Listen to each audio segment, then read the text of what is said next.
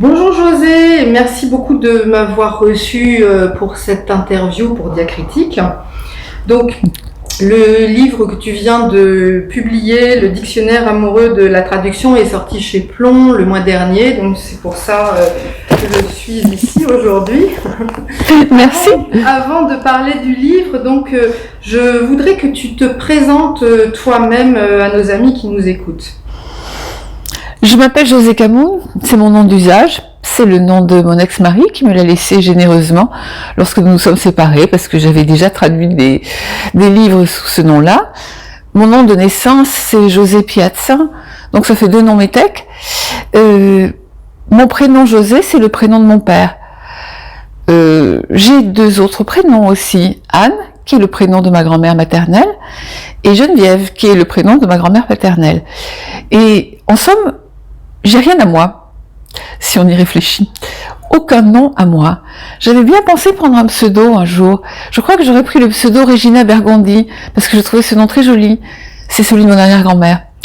Donc, je suis comme beaucoup d'entre nous, un conglomérat, un patchwork des uns et des autres. En apparence, je n'ai rien à moi, mais moi, c'est justement ce puzzle, ce patchwork. Je suis née à Tunis, de parents extrêmement disparates. Mon père était un flic de la mondaine et ma mère était un professeur de philosophie, jeune fille parisienne à sonate, telle qu'on les imagine, donc tout à fait rangée. Donc cette association baroque transparaissait aussi dans leur manière de parler, même si tous 2 parlaient très bien. Et d'une certaine façon, je pense que j'ai dû assurer la communication très tôt entre eux. Et peut-être que ça m'a prédisposé à une vocation de traducteur ou d'interprète. J'ai grandi à Marseille, dans un milieu, donc dans une ville extrêmement cosmopolite, où le fait d'avoir un nom métèque n'attirait absolument pas l'attention, parce que un bon tiers de la classe, si ce n'est la moitié, avait un nom italien, espagnol, maltais, que sais-je encore. Hein. Je suis arrivée à Paris à l'automne 68. C'est-à-dire, c'était le bon moment, c'est vrai, mais c'est un petit peu comme les canons de Waterloo que Fabrice entendait à distance. Je regrettais quand même un petit peu de ne pas être arrivé dans le cœur de l'action. Et voilà, j'ai fait des études d'anglais. J'aurais aussi pu faire des études de lettres modernes, mais c'était équivalent, je dirais. Mais j'avais une prédilection pour l'anglais, peut-être une facilité aussi pour l'anglais. Et à cette époque-là, on disait « Oh, l'anglais mène à tout ». Ça dispensait de savoir à quoi ça pouvait bien mener. Moi, je voulais faire du journalisme. Je me fantasmais sur mon énorme moto le long des rizières. C'est la guerre du Vietnam. Hein. Je sais même pas conduire un vélo, pour le dire en passant. Donc, mon réalisme était limité. Je me suis engagée dans ces études d'anglais que j'ai poussées jusqu'à l'agrégation. Et puis, entre l'agrégation et le doctorat de littérature, j'ai fait un pas de côté. Et si j'en parle, c'est parce que ce pas de côté, il était irréversible. Je suis passée par les sciences sociales. J'ai fait de l'ethnologie, de l'anthropologie sociale. Et là, il y a quelque chose qui m'a absolument retourné, renversé à vie, c'est la notion de représentation. Nous avons des représentations. Nous représentons le monde. J'ai lu à cette époque-là, évidemment, c'est une époque où on lisait tous beaucoup, mais moi aussi, Les mots et les choses de Foucault, où il parle de l'épistémé d'un temps, c'est-à-dire ce qu'un temps c'est le discours qu'on tient sur les choses dans un temps. Et c'est à cette époque-là que j'ai compris, alors que je traduisais pas encore, bien sûr, mais j'avais emmagasiné ça, que la traduction avait son historicité, puisqu'elle correspondait évidemment à l'image que le monde se fait de lui-même en son temps. Donc, je crois qu'en fait, j'avais déjà très envie de traduire, bien sûr, j'avais quelques cordes à mon arc, mais ce détour-là, qui a failli d'ailleurs être définitif, parce que je me suis dit, oh, ben c'est ce qu'il faut faire, mais l'idée de recommencer tout ça... On l'a échappé belle, alors nous, lecteurs et lectrices. Personne n'est indispensable, hein. Je change pas le paysage. En tout cas, oui, j'ai effectivement failli obliquer vers l'ethnologie. Et à ce moment-là, en sortant de ces études-là, j'ai enfin pu écrire cette thèse de littérature sur Henry James qui s'appelait Langage au pluriel et représentation dans 4 romans de Henry James. Donc d'une certaine façon, tout était déjà là Oui. Tout était là, et je me rendais compte que la traduction, c'était une affaire d'association, que les représentations étaient fondées sur des conventions, et que la traduction, elle aussi, était conventionnelle. Enfin, bon, je pourrais en dire davantage. Et voilà, puis un beau jour, j'ai eu ma chance de traduire, parce que je venais tout juste de finir ma thèse, et un ami de Paris 3, lui, était en plein dans la sienne. Il traduisait pour la revue Histoire. L'un des auteurs qu'il traduisait avait écrit un livre. Il ne pouvait pas le traduire, il n'y avait pas le temps. Je l'ai pris, et c'est comme ça que tout a commencé. Voilà. C'est formidable. Vous savez tout sur ma vie. Et donc, pendant toutes ces années où tu as traduit, parce que tu as traduit, je crois, une cinquantaine de livres. 60. 60. Est-ce que tu avais jamais pensé un jour écrire sur la traduction ? Mais j'avais écrit sur la traduction pour la bonne raison que j'avais écrit des articles, des conférences, des communications. Donc oui, c'était une chose envisageable. En revanche, ou par contre, encore fallait-il trouver le format. Je ne suis pas tellement du genre de personne qui va raconter ses souvenirs pour raconter ses souvenirs. Ma merveilleuse relation avec Philippe Roth, non, hein, enfin c'est pas pour moi, même s'il y a une entrée là-dessus, mais voilà. Donc je ne suis pas non plus une théoricienne de la traduction, je ne suis ni philosophe ni linguiste au sens de spécialiste de linguistique, et les théories de la traduction me paraissent absolument fascinantes, sauf pour les traducteurs. Je pense qu'elles font beaucoup avancer la linguistique et la philosophie, mais elles ne peuvent pas nous servir de mode d'emploi. Elles nous font réfléchir, comme tout lecteur de philosophie ou de linguistique, mais je ne pense pas qu'elles nous aident beaucoup en vérité. C'est un débat, hein, ça, mais je ne pense pas qu'elles nous aident beaucoup. Donc il était hors de question pour moi d'écrire des souvenirs, hors de question d'écrire de la théorie de la traduction. La seule chose que je pouvais écrire, c'est effectivement, bien que je n'y ai pas pensé, hein, un dictionnaire amoureux de la traduction. C'est la seule chose que je pouvais envisager comme format, comme propos. Voilà. Alors justement, qu'est-ce qu'un dictionnaire amoureux de la traduction ? Alors il y a toutes sortes de dictionnaires amoureux, puisqu'il en paraît environ un par mois. Hein. Ils sont tous réjouissants. Là, il y en a un qui va sortir, c'est le dictionnaire amoureux de l'aventure. Après, on aura le dictionnaire amoureux de la lune. Moi, ça me réjouit, j'ai toujours envie de les lire tous. Alors, qu'est-ce qu'un dictionnaire amoureux ? Ben, c'est une bonne question, parce que je suppose que chaque scripteur, chaque auteur répond différemment à cette question. Sans doute, oui. Mais disons qu'un dictionnaire amoureux, c'est le dictionnaire d'une prédilection pour quelque chose, un objet, hein, que ce soit la lune ou la traduction, et cette prédilection peut prendre toutes sortes de formes, bien entendu.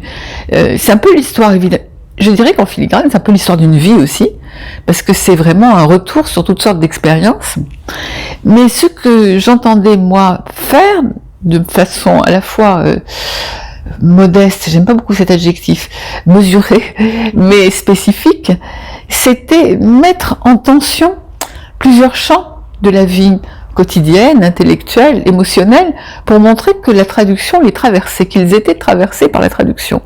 Donc j'ai attrapé des fils qui pendaient, si l'on peut dire, des fils électriques, je les ai mis pour voir si ça produisait une étincelle. Et j'ai trouvé que oui. Donc cet éclectisme qu'on a jugé agréable, appétissant dans ce dictionnaire, en réalité il est soutenu par une colonne vertébrale plus solide sans doute qu'il n'apparaît, c'est-à-dire toutes les manifestations de la conversion, donc de la représentation, de la conversion, de la transposition, de la métamorphose, du plus quotidien au plus savant, s'il faut dire les choses de cette manière. Mais le quotidien m'apparaît tout le temps. Avant-hier, je regarde un documentaire sur Arte. Donc sur Arte, où on sait que les titres des documentaires sont en allemand et en français, sans qu'ils soient à ma connaissance traduits, mais ils sont donnés dans les deux versions.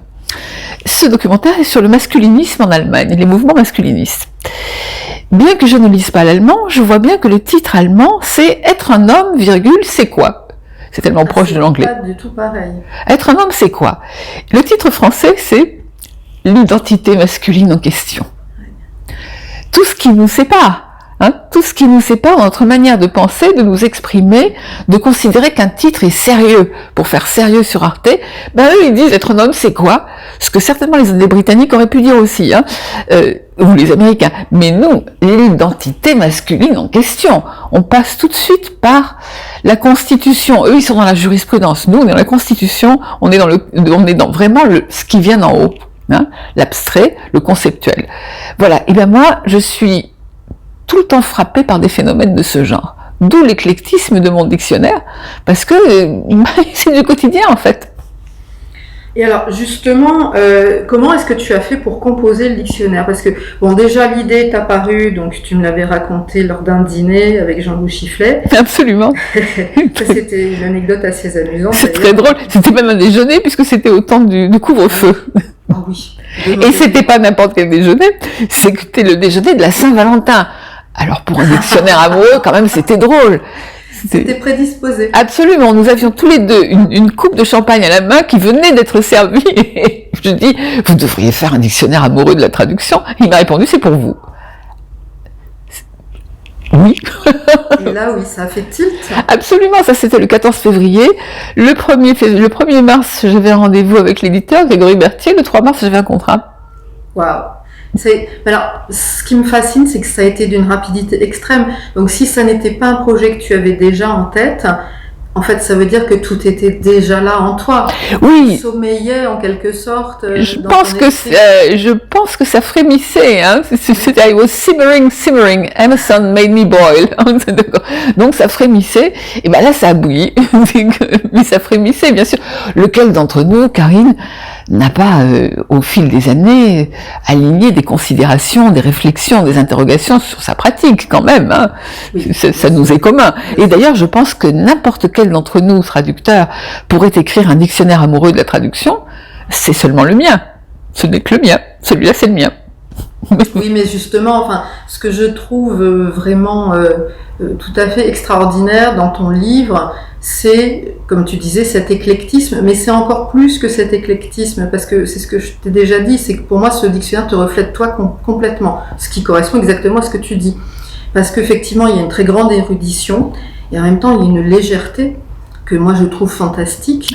Tu peux avoir un discours par moment qui est très pointu, et juste après, il y a une petite phrase en exergue qui vient comme pour nous rappeler ailleurs, pour nous dire on est dans quelque chose de joyeux. Et moi, je me disais au départ, avant de le lire, bien sûr, peut-être que ça risque d'être un peu ennuyeux, un dictionnaire amoureux sur la traduction. Et en fait, pas du tout. Mais merci, et tant mieux. Pas du tout. Moi, j'ai adoré. Je l'ai lu très très vite. Et vraiment, et pourtant, je suis traductrice, donc je connais le domaine dont tu parles. Absolument. Vraiment, et en plus, je l'ai même pas écrit pour mes camarades. Non. Mais il s'y retrouve. S'il s'y était pas retrouvé, ça m'aurait quand même chagriné. Hein. En fait, pour répondre à la question comment on s'y prend, parce que c'est formidable. On sort avec un contrat. Donc on fait des petits entrechats dans la rue, hein, façon Fred Astaire en moins gracieux, et on se dit, et l'éditeur vient de vous dire, faites ce que vous voulez. Ah oui, c'est formidable ça. Alors c'est formidable pendant 5 minutes, c'est formidable. À la 6e, oui, et d'ailleurs, au fait, et justement, qu'est-ce que je veux? Ah ben oui, si on vous donne pas de contraintes, c'est le labyrinthe le plus impressionnant, c'est la mer étale, hein, c'est le désert. Donc, je dirais pour répondre à cette question, qui est une très bonne question, hein, on commence par dire les choses qu'on est pressé de dire, et que je vais appeler les figures imposées. Parce que parmi les figures imposées, pour nous, il va y avoir traduire les noms propres, traduire les titres, traduire un auteur qui est très loin de nous. Il y a comme ça des figures imposées que nous pourrions, pour le coup, partager. Tout le monde comprendrait de quoi il retourne. Hein. Et il y a une certaine, je dirais pas urgence, mais en tout cas, il y a un appétit à se mettre à table, hein, pour en parler. Mais une fois qu'on a fait ça, on a aussi les figures libres. Et les figures libres, après je parlerai de la manière, parce que tu viens de l'évoquer, les figures libres, ça fait partie de nos obsessions personnelles, nos obsessions et prédilections personnelles. Donc l'oralité en est une pour moi, hein, que j'entends dans la littérature, qu'elle soit dans ma langue ou dans une autre, ou dans l'anglais, c'en était une. Il y en a une autre, c'est la lettre et l'image. J'ai toujours été fascinée par les graffitis, et par les enluminures. J'ai beaucoup réfléchi sur la lutte entre le centre et la périphérie, et comment la périphérie essaie de détourner l'attention du propos tenu dans le centre. Et j'avais appris un jour que dans Paris, par exemple, au Moyen-Âge, où les gens n'étaient pas alphabétisés, les enseignes des boutiques étaient juste des images. Hein, le Loir joyeux, enfin Dieu sait quoi. Et puis au XVIIIe siècle, quand l'alphabétisation était en train d'entrer quand même dans la société, c'était plutôt un rébus qui était moitié image, moitié lettre. Et donc ça devait être aussi assez pittoresque. Et puis un beau jour, naturellement, on peut avoir une image, mais la raison sociale va être écrite en toutes lettres. Et donc je me suis dit, mais est-ce que les graphes, est-ce que les émojis ne sont pas quelque chose comme des enluminures de la ville? Est-ce qu'il y a un retour de l'image en force, puisque nos enfants, nos bébés, nos petits-enfants, en l'occurrence pour moi, vont être saturés d'images beaucoup plus que nous ne l'avons été nous-mêmes, et beaucoup moins de lettres. Et j'ai découvert que on avait entrepris de traduire et la Bible et Moby Dick en émojis. Donc, oui, j'ai fait des recherches et j'ai appris ça. Donc, je me suis dit, qu'est-ce que c'est que cette histoire d'émojis? Allons voir ce qu'on traduit par les émojis. Donc, ça, ce sont les figures libres. Ce sont les choses qui correspondent à de vieilles préoccupations, l'enluminure, le graphe, le rébus, et que j'ai utilisé, que j'ai recyclé en quelque sorte et enrichi en faisant des recherches sur les émojis, qui me paraissaient un phénomène de société très intéressant. Et voilà, ce que je veux dire, c'est que et une troisième source d'inspiration très importante, c'est l'actualité qui nous crépite au visage sans arrêt. J'ai une entrée qui s'appelle Effusion, où il est question du roi Charles, qui a assuré Meg et Harry de son amour, entre guillemets. Donc je me disais, est-ce que c'est que la dépêche a été traduite comme ça, love, amour, pourquoi avons-nous des guillemets? Et est-ce que on assure maintenant Pierre, Paul et Jacques et ses enfants de notre amour, chose qui à ma génération ne se faisait nullement. On voit des parents qui conduisent leurs enfants à l'école et qui les quittent en disant « je t'aime ». J'ai dû m'y faire, hein. J'ai dû m'y faire. Et je me disais, mais est-ce que derrière cette espèce Parce que évidemment, les lettres américaines se terminent par « love », que personne ne traduirait par « amour ».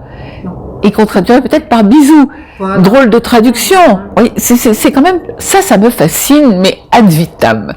Et je peux dire pourquoi j'ai écrit comme ça, et de cette manière que tu soulignes, et parce que moi je suis en état de réceptivité permanente. Voilà. Je suis en réceptivité. Toutes ces choses m'atteignent, m'amusent, me déconcertent, me font phosphorer, et d'autre part, j'y reviendrai sûrement tout à l'heure, j'ai longuement enseigné dans ma vie, et j'ai enseigné aussi à des étudiants qui devaient passer des concours extrêmement difficiles, où la concurrence était rude. Et donc je leur disais, sur ce commentaire de texte ou cette dissertation, vous allez assurer toutes les figures imposées. Il faut absolument les assurer. Mais si vous voulez vous détacher du lot, il faut donner au correcteur, à l'examinateur, qui a déjà 50 copies derrière lui, une prime de plaisir. Surprenez-le. N'annoncez pas la couleur tout de suite. Réservez-vous un petit décrochage final. Alors j'ai appliqué mes recommandations à moi-même. Oui, non, ça c'est vrai que c'est vraiment très très vif quand on le lit. Est-ce que tu voudrais nous lire un extrait d'ailleurs? Alors je vais te lire un extrait qui justement est une expérience avec des étudiants, et des étudiants extrêmement affûtés. Dans une autre entrée, je raconte que j'ai confié le commentaire de Moby Dick à un étudiant parce que je pensais qu'il le ferait mieux que moi. Et j'avais raison. Il était magistral, mais lui c'était un philosophe, pas moi. Il avait un bagage, sans compter son génie personnel. Donc ce petit extrait, c'est « Une peau sans pores », point d'interrogation. C'est encore plus bizarre en français. Ça, c'est toute la question de l'écart par rapport à l'attente. Nous nous demandons souvent quel est le degré de vulgarité, de grossièreté d'une expression argotique, d'une interjection, d'une insulte. C'est peut-être ce qu'il y a de plus difficile à évaluer quand on n'est pas bilingue de naissance. Mais tout écart nous pose problème. Parce que, est-ce que c'en est un? Jusqu'à quel point? Or, nous sommes fréquemment devant des expressions compréhensibles, mais déconcertantes, dont nous ne sommes pas sûrs qu'elles le soient autant pour le lecteur d'origine. Chacun d'entre nous dispose d'un réseau d'informateurs natifs, tenus pour fiables, à qui poser la question classique. Et en anglais, c'est bizarre, très bizarre. Sauf que quelle que soit la langue, le seuil de tolérance de chacun au non-sens, à la figure de style, à la licence, est variable. Et que par conséquent, si nous avons un réseau, il devient vite cacophonique. Dans une classe d'Hippocagne, nous traduisons un extrait de roman contemporain assez drôle qui traite de la conquête par un jeune secrétaire d'ambassade de la très séduisante épouse désœuvrée de son homologue hollandais. Dans l'extrait à traduire, le narrateur se livre à une agréable rêverie d'anticipation avec un inventaire engageant des avantages de la belle, au compte desquels « a poreless skin ». Plusieurs élèves ont choisi la traduction littérale « une peau sans pore ». Impossible, dis-je, c'est encore plus bizarre en français. Personne n'aurait jamais l'idée de dire ça. Les uns en conviennent, mais n'avaient pas trouvé mieux, d'autres persistent et signent. Ah, les calques, il faut leur faire la chasse. Sauf exception, bien entendu, je suis formel. Quelques années plus tard, dans le métro, avec une amie peintre, un couple de Maliens monte de haute taille, longiligne, des aristocrates de la morphologie.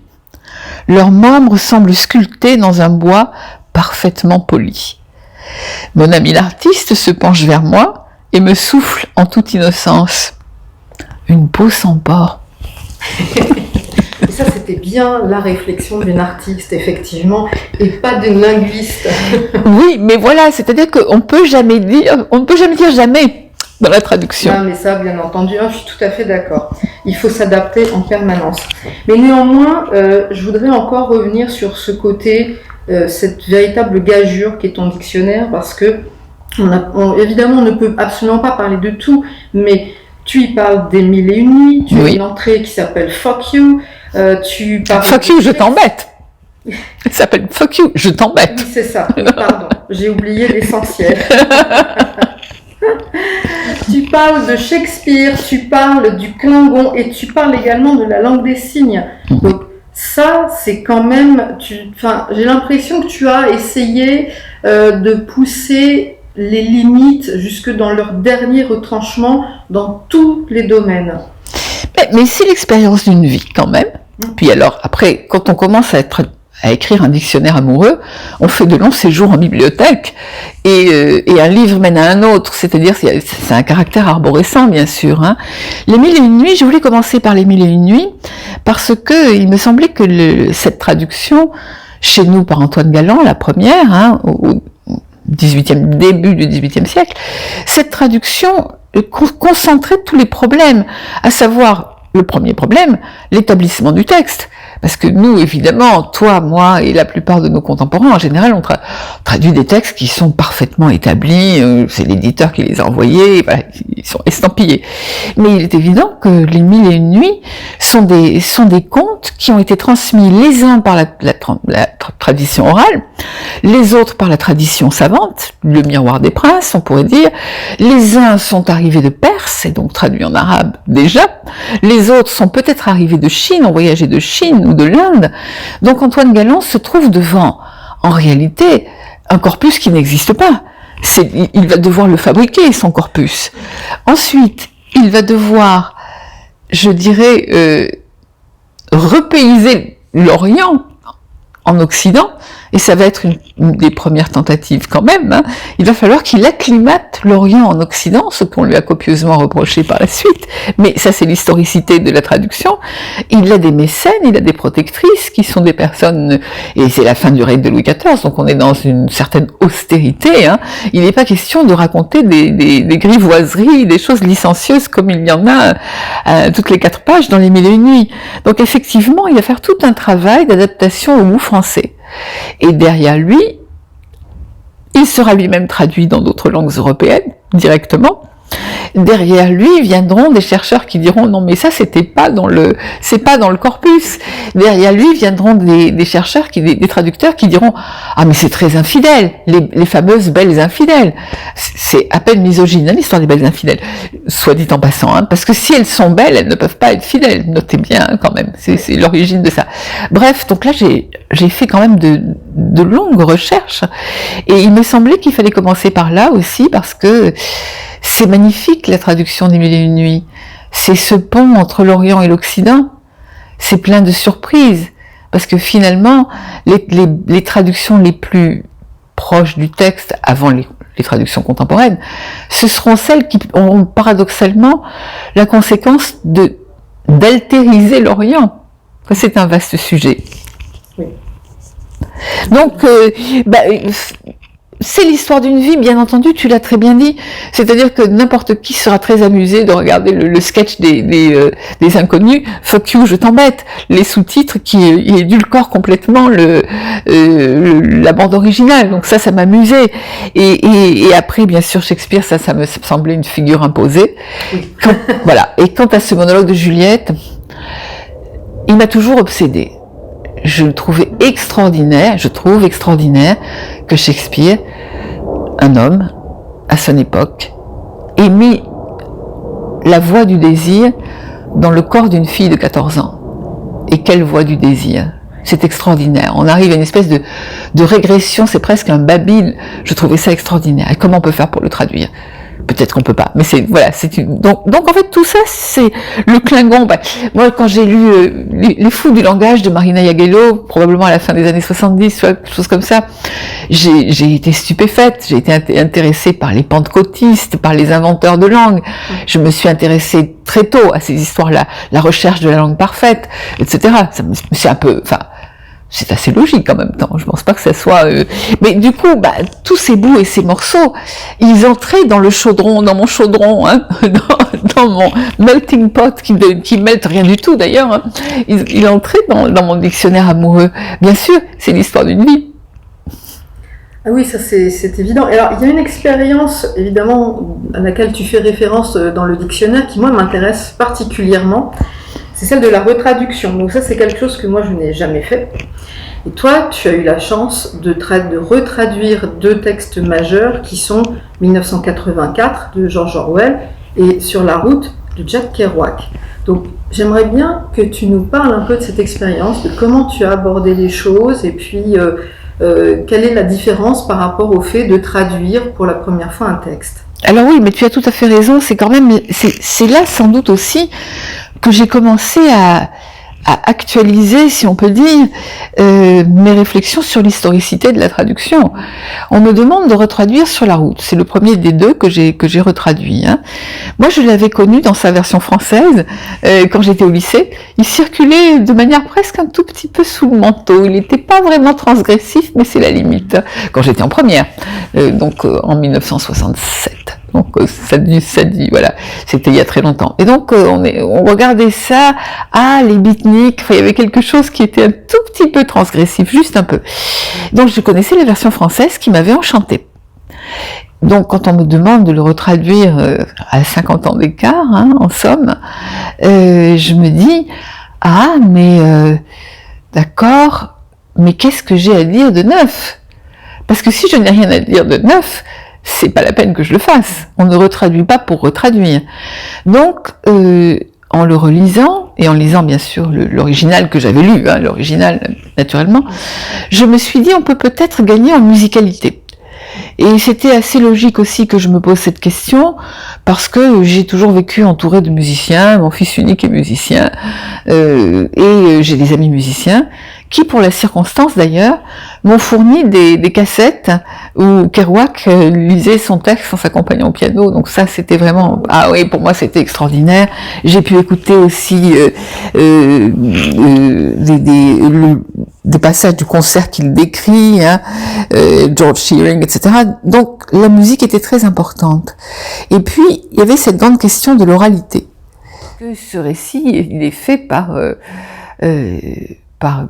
Jack Kerouac, qui s'appelle pas Jack dans la première version, mais qui s'appelle bien Jack dans la version rouleau que j'ai traduite, puisque les personnages retrouvent leur nom réel, leur nom à l'état civil. Donc je me disais, cette adresse permanente finalement au lecteur, si je la bascule au passé composé, ça aura une allure très différente de ce que c'est au passé simple. On va entrer dans autre chose. Ce que j'ai fait, et j'ai trouvé qu'effectivement ça fonctionnait, qu'on avait tout de suite une sorte de plein-pied avec le lecteur, donc de connivence avec le lecteur, et ça fonctionnait. Donc c'était, j'allais dire, modestement, et en même temps c'était très important, c'était finalement mon initiative, ma première initiative. Et après, bien sûr, j'ai travaillé sur la musicalité de la phrase, sa structure. Il y a des passages qui sont vraiment difficiles, hein. Mais je suis partie d'une traduction, enfin, je suis venue après une traduction que je trouvais bonne. Et j'avais donc scrupule, il fallait que je dise quelque chose de différent. Pas quelque chose de mieux, etc. Je pense pas qu'on retraduise.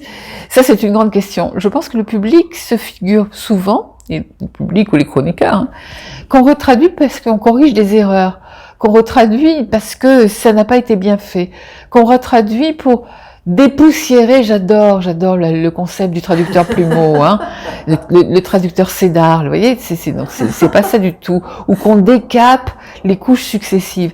Ça supposerait qu'il y a une vérité ultime du texte. Or, il y a deux manières de retraduire. Il y en a deux, il n'y en a pas 36. Soit on retraduit en fanatique, pour remonter, on pense vraiment qu'il y a un sens du texte, hein, sacré bien sûr, hein. Soit on retraduit au contraire en agnostique, sachant qu'il n'y a pas de vérité du texte et que la vérité du texte, c'est nous qui la faisons. Couche après couche, année après année, siècle après siècle, il n'y a pas autre chose. Donc si on a vraiment quelque chose à dire, on y va. Et c'est ce que j'ai fait avec Sur la route, estimant que j'avais quelque chose à dire. Et finalement, ça a été bien accueilli, parce que là aussi, on se dit oui, mais et comment ce sera pris? Et voilà, ça c'était Sur la route. 1984, c'est une toute autre histoire. Gallimard m'avait demandé, donc Gallimard arrivait à la veille de l'année où le texte allait tomber, comme on dit, dans le domaine public. Donc Gallimard voulait sa traduction et me demande ce que j'en pense. Je regarde, je l'avais pas lu en traduction celui-là. Bon, je sais pas trop quoi en penser de la traduction, à regarder comme ça, je sais pas trop quoi en penser. Mais enfin, si on me demande de le faire, je veux bien le faire, mais enfin, je retombe sur la même question. Ai-je autre chose à dire? Et si tu n'as rien d'autre à dire, fillette, eh ben fais autre chose. C'est pas la peine de retraduire pour noircir du papier. Et là, je suis retombée dans un problème, je suis tombée dans un problème un peu différent, non pas l'oralité, plus que ça, encore que la situation d'énonciation est assez particulière dans 1984, puisque nous avons une narration à la troisième personne, mais que nous ne quittons jamais la conscience de Winston. Jamais. C'est-à-dire qu'il n'y a aucune information qui serait donnée au lecteur hors de la conscience de Winston. Donc moi, j'appelle ça, finalement, c'est quasiment un récit à la première personne. On est d'ailleurs incarcéré dans la conscience de Winston. C'est très carcéral. Et ce roman carcéral, et pour cause, hein, il est terrifiant. C'est-à-dire qu'on comprend tout de suite, quand on voit le ministère de l'amour, quand on voit le panorama qui se déroule sous les fenêtres de Winston, qui habite au 7e étage, souvent sans ascenseur. Quand on voit ça et qu'on nous dit que le ministère de l'amour, il y a des gorilles qui patrouillent devant, on se dit « Oh, c'est mal parti, oh que je le sens pas bien !» Et c'était un roman qui m'avait fait peur. Je peux pas dire autre chose, peur. Mais il y a de quoi. Et il y a de quoi, et d'autant plus de quoi qu'il est en fait fort réaliste et que ces choses ont existé. Mutatis mutandis, bien sûr, hein. Donc je me disais, il faut que j'arrive à transmettre au lecteur cette terreur. Et on retombe sur l'histoire du passé simple, mais là, comme on a un récit à la troisième personne, et non pas à la première, le passé composé n'est pas envisageable, hein. Et donc, je trouve pas. Donc, 3 premières semaines, j'avance, mais je trouve pas. C'est pas, si c'est pour faire ça, c'est pas la peine. J'ai déjà signé le contrat. Je me vois mal dire à Gallimard, ben vous savez, en fait, comme j'ai rien d'autre à dire, écoutez, je vous rends l'argent, hein, c'est pas un souci. Je crains que ça soit mal pris. Et donc, un matin, je me réveille et je me dis, bon sang de bon sang, le prétérite. Le prétérite, c'est pas un passé simple, hein. On sait bien que c'est pas un passé simple. Enfin, il y a beaucoup de chroniqueurs qui le savent pas, mais enfin, nous, les traducteurs, nous, les anglicistes, même les anglicistes d'un niveau moyen, hein, on sait très bien que le prétérite n'est pas un passé simple, qui n'est qu'une langue, qui n'est qu'un temps écrit. Et si j'ai essayé, quoi, le présent, hein, je ne vois pas à quoi faire d'autre, et qui n'est pas du tout un présent de narration, c'est encore autre chose. J'essaie, et ça marche. J'ai une peur bleue. C'était l'effet recherché. Donc j'envoie à l'éditrice, Marie-Pierre Gracieux, les 2 versions. une trentaine de pages au passé simple, une trentaine de pages Ah oui, tu as fait les deux versions. Parce que, bon, moi, pour avoir pratiqué aussi ce genre de choses, je vois bien, effectivement, combien ça change tout dans la structure des phrases. Exactement. C'est-à-dire que ça a toutes sortes de conséquences en aval. Cette décision-là, elle en entraîne beaucoup d'autres. Et donc, je me dis, si elle me dit, non, vous plaisantez, on peut pas faire une chose pareille, je serais bien coincée. Et donc, je passe une semaine un petit peu nerveuse, sans avancer du coup. Hein. Évidemment, j'ai calé là, je sais pas quoi faire. Et au bout d'une semaine, elle me dit, foncez au présent. Et effectivement, comme tu le dis très justement, mais alors, il y a des histoires de concordance des temps, le subjonctif imparfait disparaît, ce qui n'est pas forcément une mauvaise chose. Ça devient une langue épurée, minimaliste, comme la langue d'Orwell précisément. Tout à fait. Et du coup, quand je regarde la première traduction, je m'aperçois à quel point elle a été emberlificotée, enfumée par des incises que la traductrice a placées. Bref, oui, j'ai quelque chose de nouveau à dire. Mais pour moi, j'ai quelque chose de nouveau à dire qui n'est pas vraiment contestable. C'est pas non plus quelque chose d'effarant. Bien sûr, je vais trouver de nouveaux vocables pour novlangue, puisque novlangue est passé dans la langue courante, et que novlangue dans la langue courante veut dire langue de bois, technolecte, langue incompréhensible parce que pompeuse, etc. Ça n'a rien à voir avec newspeak. Donc je vais bien devoir trouver un nouveau mot pour newspeak, précisément parce que novlangue est entrée dans la langue. Pour cette raison même. Oui, je comprends. Sauf que les chroniqueurs n'ont pas bien compris ça. Pourtant, je l'ai écrit noir sur blanc, à la fin, dans la note de la traductrice. Bon, en tout cas, maintenant, tout le monde le sait. Tout le monde le sait. Et fait par Genos. Voilà. Et donc, encore une fois, là, je suis frappée par les malentendus autour de la traduction. Oui, bien sûr. Parce que souvent, on n'a pas l'occasion de s'exprimer. Voilà. Et je pense que nous devrions, nous, traducteurs, dans nos assises, dans nos colloques, dans nos petites réunions, nous devrions inviter des chroniqueurs, parce que manifestement, ils ne savent pas de quoi ils parlent, pour beaucoup, et comme ils ne sont pas par ailleurs, je ne considère pas que ce soit de sombres crétins, là n'est pas du tout la question, informons-les. Tout le monde y gagnera. Eh bien, c'est ce que je suis en train de faire. Le bonheur. Je te donne la parole pour que tu puisses justement dire effectivement tout ce que tu as sur le cœur, tout ce que tu as envie de dire. Dans le crâne. Oui, il y a beaucoup de choses. Alors maintenant, je voudrais qu'on passe à autre chose. Tu as préfacé l'édition française chez Gallimard de Sur le chemin de Jack Kerouac. Donc, ce livre est vraiment tout à fait passionnant à plus d'un titre, donc par son histoire, qui bien entendu s'articule autour de celle de Sur la route. Tu vas pouvoir nous en parler. Et puis donc sa reconstruction, puisque comme Les Mille et une nuits dont on parlait tout à l'heure, c'est pareil, c'est un texte qu'il a fallu reconstituer, bon, avec moins de difficultés quand même, heureusement. Et puis enfin et surtout par la langue, qui est un vrai feu d'artifice pour toutes les personnes qui justement aiment ces jeux sur les langues. Et comme je le disais un peu pompeusement, on pourrait dire que c'est une sorte de diagramme de veine linguistique. Parce que s'y mêle du français, de l'anglais, du joie, enfin c'est une espèce de, c'est un vrai melting pot. Oui, et ce qui me fascine en tant que traducteur, c'est que c'est intraduisible par définition. Complètement. C'est l'entrée dans le dictionnaire qui s'appelle Langue à moi-même. Et en fait, c'était une sorte de chasse au snark, cette histoire de Sur le chemin. Parce que quand j'ai traduit le fameux rouleau, j'ai fait des recherches en ligne et j'ai vu qu'il y avait, d'ailleurs il y avait des articles aussi là-dessus, qu'il y avait je ne sais combien de versions de Sur la route, qui étaient bien sûr fragmentaires, que Kerouac envoyait qu'il envoyait à Burroughs, ou plutôt à Ginsberg en général, qu'il envoyait à son éditeur, puis c'était pas fini, puis ça lui plaisait plus, les noms des personnages changeaient, etc. Donc c'est impossible, à l'heure actuelle en tout cas, il est impossible de savoir quelle est la première version de Sur la route. Mais en me promenant sur le net, je découvre 5 lignes. Oui, alors j'entends parler d'une version française. Ah je me dis en tout cas une chose est sûre, ça s'appelle Sur la route. Première erreur, ça s'appelle Sur le chemin. Et je lis ce paragraphe qui est quand même extravagant et qui commence par « Dans le mois d'octobre de nos vies bardasseuses ». Le mois d'octobre de nos vies bardasseuses. Oh, moi je suis accrochée là comme le poisson. Absolument. Moi je suis le poisson qui a été hameçonné là. Faut que je sache. Faut que je sache. Mais pendant des années je trouve rien. Je tape toujours ce malheureux paragraphe, mais rien d'autre ne vient. Et c'est seulement il y a 4 ans que je découvre qu'il existe chez les Canadiens une publication de textes de Kerouac en français, qui s'appelle, que le chercheur a titré « La vie est dommage », D''hommage, et où peut-être ce texte figure intégralement.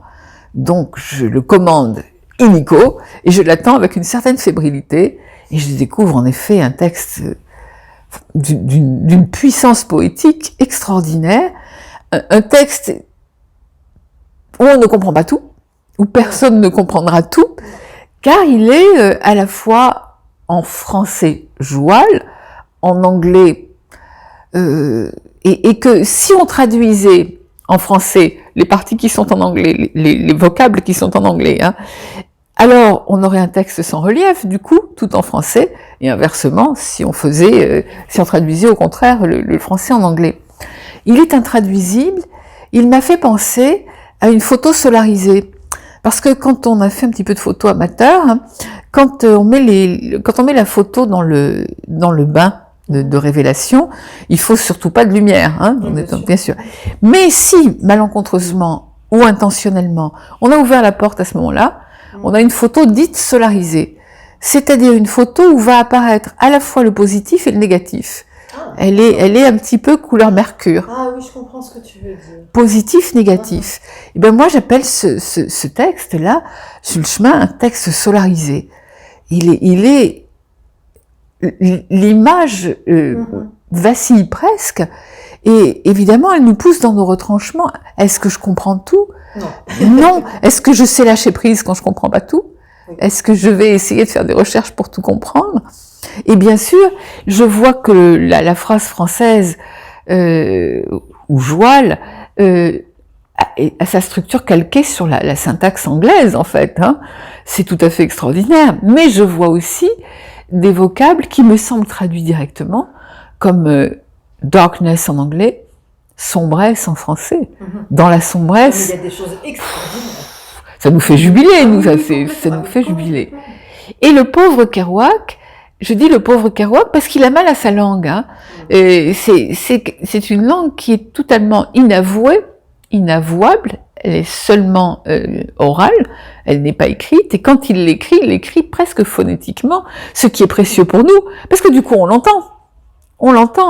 Et pour dire à quel point l'œuvre voyage, après cette affaire-là, plutôt avant que ce soit publié chez Gallimard, mais je connais ce texte, un jeune comédien réunionnais m'écrit pour dire « je voudrais mettre en pièce votre traduction, la porter au théâtre ». Bien sûr, allez-y, pourquoi pas. Est-ce que vous pouvez me suivre, m'aider? Mais certainement. Sauf que ça va être tellement compliqué pour avoir les droits, que ce jeune comédien va renoncer, mais comme renoncer ne fait pas partie de son vocabulaire, le gars s'assied, il se dit puisque c'est comme ça, je vais en écrire une, moi, de Sur la route. Et il écrit Frénésie, qu'il transpose à La Réunion, avec des personnages réunionnais qui vont aller aux États-Unis. Et il m'invite pour présenter Sur le chemin à La Réunion. Wow. Et donc je raconte mon histoire, que la langue de Kerouac est inavouable, etc., que c'est un parler de la rue, qu'il parle avec ses parents, etc. Sauf qu'en face de moi, j'ai des Réunionnais. La grande histoire du créole, si ça leur parle. Et quand je termine, ils m'expliquent tout. Ils me prennent dans leurs bras. Moi, je trouve ça... que l'œuvre voyage à travers sa traduction, à travers ses adaptations, sur les planches, au cinéma, et tout d'un coup, on retombe sur du créole. Oui. Non seulement c'est intellectuellement très riche, mais franchement, émotionnellement, c'est tellement fort. Ah oui, non, ça, je suis tout à fait d'accord avec toi. Est-ce que pour terminer, tu pourrais nous lire cette phrase justement de Kerouac à propos de la langue? Ce qu'on appelle le canadien français est la langue la plus forte au monde pour ce qui est des mots relatifs à la puissance. Comment faire exploser et frapper, et d'autres encore. Il est dommage qu'on ne puisse l'étudier à l'université, car c'est un des langages les plus langageux. Il s'écrit pas, c'est un langage de la langue et non de la plume. Il est né des vies des Français venus en Amérique.